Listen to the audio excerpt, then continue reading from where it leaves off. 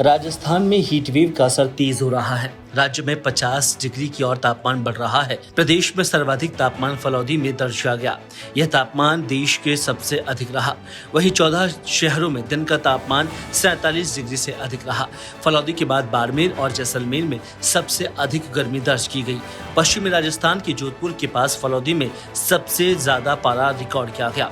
मौसम विभाग की चेतावनी है कि आगामी 3-4 दिन में गर्मी और बढ़ेगी, यानी अधिकतम तापमान 50 डिग्री सेल्सियस के पार जाएगा।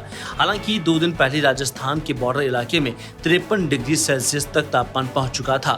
अब बता दें कि भारतीय महीने ज्येष्ठ से पहले 9 दिन का नौतपा अब राजस्थान को तपाने जा रहा है। ऐसा माना जा रहा है कि शुरुआती 9 दिनों में भीषण गर्मी पड़ती है।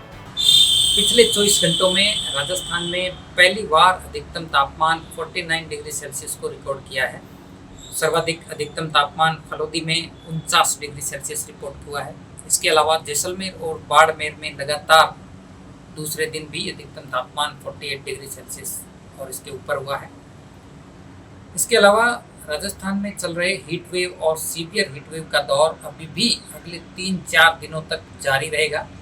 इस दौरान राजस्थान के अधिकांश भागों में यानी जोधपुर संभाग, बीकानेर संभाग, जयपुर संभाग, इसके अलावा अजमेर, उदयपुर, वहीं कोटा और भरतपुर संभाग के अधिकतर भागों में आप देखेंगे अगले 2-3 दिनों में अधिकतम तापमान में 1 से 2 डिग्री सेल्सियस की बढ़ोतरी होगी।